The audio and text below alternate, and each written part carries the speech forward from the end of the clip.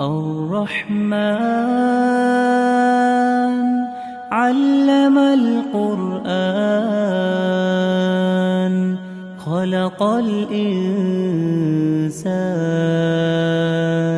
علمه البيان الشمس والقمر بحسبان والنجم والشجر يسجدان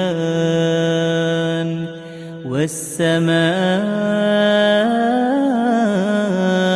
رفعها ووضع الميزان ألا تطغوا في الميزان